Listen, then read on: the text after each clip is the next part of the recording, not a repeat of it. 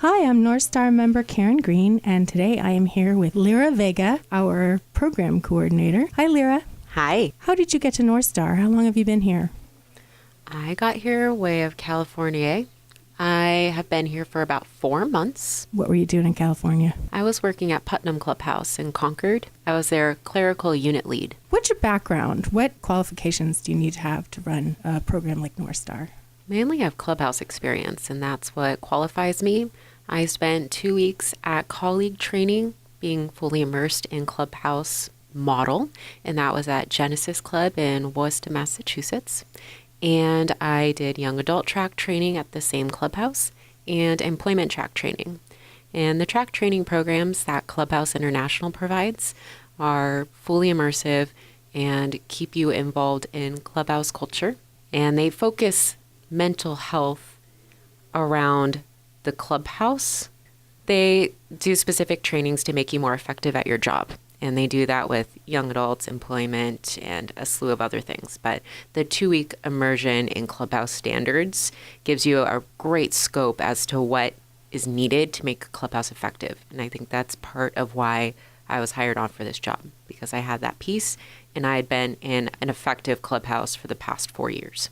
What makes a clubhouse effective? You can see it in your membership. You can see it in how many people are returning back to work and school, how many people are staying in the program and having that feeling of warmth, feeling embraced and welcomed. An effective clubhouse means that people want to be there, that they walk through the doors and want to contribute. They walk up to the task board and they help out with tasks. And we as a clubhouse help create an environment so that they want to return back to work and school, or they're staying out of isolation. What turned you on to the Clubhouse International model in the first place? Honestly, I never heard of it before. I was working in a candy store with my friend Irene, and her mom worked at Putnam Clubhouse. Her mom was the executive director. And I said, oh, that's interesting. I have a degree in psychology and am interested in nonprofit work. What is it like to be an executive director? And so she connected me with her mom. And initially it was supposed to be a conversation about what it's like to be an executive director. But in talking to her, I found out that they were hiring for this program. So she asked me to look at the website, and it was interesting. It was a little hard to get the focus at first, but then they invited me in for a tour to check it out. And from there, I fell in love with the model. That side-by-side rehabilitative energy truly works. And I like that it's not clinical. It's an opportunity for people to connect on a human level. And in that being the steps to recovery, I just think it's a powerful message for people to hear. So I enjoyed my tour, and then they invited me in to work as a substitute for 2 weeks. And after that, I was pretty set on this being my career path. At what stage of development was Putnam when you got there? They were established. They were accredited, and they had, an average daily attendance of 30. They had 7 or 8 staff members, and they had 3 units that quickly turned into 2, and now it's back to 3. They were established within the Clubhouse community as well, so Clubhouse International already knew about them, championed the Clubhouse as a working Clubhouse model. And where is NorthStar at right now? NorthStar's getting there. We're working on our steps towards accreditation. We're currently in our self-study phase of the accreditation process, which means we're taking a look at our clubhouse, a nice critical look, and seeing what parts of our clubhouse are challenges, which parts are our strengths, and how to improve our challenging points so that when an accreditation team comes out to our clubhouse for a site visit, we can show them the strongest, best parts of our clubhouse. What kind of conversations is the accreditation process inspiring? I'm starting to see what people think of the clubhouse and hearing the brilliance that is our membership thought process. People are bringing some strong opinions on how to make our clubhouse better and being realistic about where we can move forward to. So the conversations are inspiring, they're challenging, and I look forward to them every week, seeing what people think about the clubhouse and how we can get better. What does accreditation mean exactly? What's in store for us? Accreditation means that along with our self-study, which I had mentioned earlier, we're going to have a team from Clubhouse International come out to our clubhouse. It would be a member staff duo who have been trained in Clubhouse and how to assess a clubhouse and accreditation. They'll come here and they'll get acquainted with our clubhouse. They'll get involved in our meetings. They will see our decision-making processes. They will talk to our membership about what they like about the clubhouse and what they think our challenges are. And then after 2 days of gathering all of the data that they need, they will present an findings presentation. And from there, they'll give us a written report about our clubhouse and award an accreditation status. And that could be a 3-year accreditation, a 1-year accreditation, and with varying degrees of adherence to the clubhouse model. So it might be a 1-year provisional. I mean, that's the minimum that they provide, but usually it's a 3-year with bits and pieces that we would need to approve on. For example, if they see that we have an effective clubhouse with beautiful relationships and they don't see a lot of pieces for us to work on except TE, that might be the provision. TE is for transitional employment.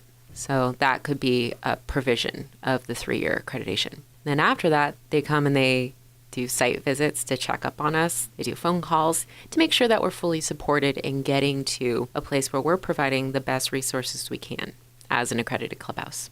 What do you like most about your job? I like the members. I like interacting with people and finding their strengths and then building on that and then watching them flourish and move on to satisfying lives. And I am new here, so I'm starting to get to know people's strengths. But I think that as a clubhouse, we could be doing a better job of supporting people's strengths and finding out what they are. So I look forward to conversations like this, where I get to interact with someone with their strengths. What sparked your interest in psychology? People are fascinating. Their thought process, how they get to a place where they have their actions. I just find people extremely interesting. And as an introverted kid, I was not one who would jump in and play with other kids. I'd observe them and figure out where I could fit into the group. If I wanted to fit in with the group, most of the time I didn't. But in doing that a lot as a kid and reading a lot of books and going into my own little world, I became more of an observer of my environments. And so I feel like psychology satisfies that. I also find the brain fascinating, how our cognitive abilities impact our actions. That's how I ended up in psychology. And for a long time, I thought that I would be a therapist, but there's a lot to this model that's more effective than therapy. Therapy has its place. It's extremely important. I also think that the clubhouse has an important place in giving people an opportunity to let their strengths and their talents shine rather than focusing on their illness. Did mental illness play any role in your life before you started with Putnam House? It sure did. I have my own experiences with mental health. As a kid, I was always anxious, and it led to a lot of challenges in my teenage years. And so I've been diagnosed with anxiety disorders and depression. And so that's played a huge role in my life, but I never thought about going into mental health until I was introduced to the clubhouse. And being in the clubhouse world and knowing that I'm not alone in the way that I view the world is powerful for me. So it gives me strength and hope in interacting with people here to know that I can do it too. I don't share my story very often because I don't know if that's beneficial for other people to hear. I want people to be able to focus on their own recovery when they're here. But I have a story too. And in that, I hope that people can find strength within themselves to know that you can succeed within a community. Are there any member stories here and at Putnam, wherever you have traveled, particularly inspiring for you? At Putnam, there's a member who I worked with, and when he first started, he was a mumbly person, no confidence, living in a home that was hoarder's home. Tons of cats. I think he must have had 10 cats.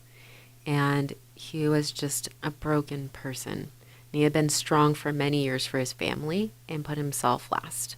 And he came to the clubhouse through another community-based organization, recommended us.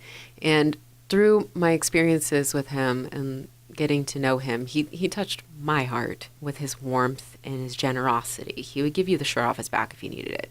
You need shoes? Got you. I will give you my shoes. But with the Clubhouse, he learned to come out of his shell. It's pretty funny. And I didn't know that until 2 years into interacting with him. He's funny, he's smart, he's informed. And the Clubhouse gave him the power to see that in himself and to put himself first. The Clubhouse also encouraged him to get a job. And he hadn't worked for 10 years taking care of his family. But he was able to return back to work. And he was able to travel. It was his first trip ever on an airplane, and he went to the Clubhouse International seminar last year. Absolutely beautiful that he was able to go through all of those first experiences or get back into those experiences through the Clubhouse. And his process was baby steps. It was small increments towards the goal that he didn't even know he had. So it was first interacting with people. This feels good. I like interacting with people. Okay, what am I good at? Oh, I like being in the kitchen. I like helping cook food and clean the kitchen. Okay, this reminds me of when I used to work. You know what? I feel like I want to go back to work. Can the Clubhouse help me get back to work? Yes. Okay. Now I'm doing janitorial stuff and getting paid for it. This feels good. There's the little steps over time that led to that goal. So while it seems like 4 years off in the future, every moment at the Clubhouse was an aha moment. Okay, I can do this. Let me get to that next step. I can do this. So people should not worry if their recovery process is not going along at a lightning pace. Yes, no need to fret. I think of another person that I worked with, and her process was different because everyone's process is different. With her, it was typing on a computer. She just simply wanted to get there. So each day that we worked together, it was a different piece to get her there. And hers was within a couple months. First, she wouldn't touch a computer. Then it was, okay, I can use a mouse. Then it was, I can check email. And after a while, she was doing data entry. It's those stories that give me hope for each person. But I also like that each person's different. What is it about this model that opens these possibilities for people? I know there's something flawed in our system. It makes people think that they don't have choices, that they don't have a voice in their recovery. Their case manager, for example, will figure it out for them, or their family will take care of it for them. Instead of a person being a more active part of their recovery, much of the mental health system makes them passive. And I think because people get to be active and hear their voice and connect with their peers who are going through a similar walk in life, that it helps them feel that they can recover. They can leave their house. There's something worthwhile to leave their house for. And being more active in that experience once they get here. Oh, I am needed. I am wanted. That makes the difference. And having somebody believe in you and know that there's hope for your future. I mean, those are recurring themes in the stories that I hear too.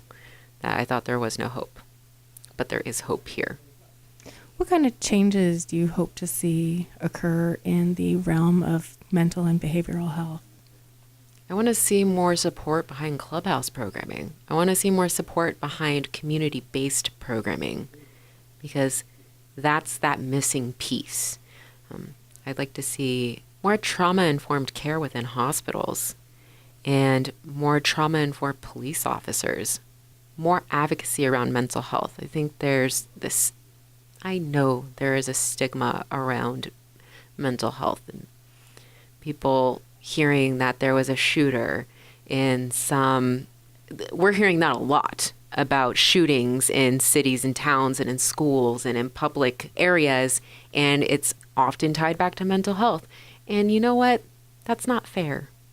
That's not fair at all. The people I work with every day are not those people. They're not that story.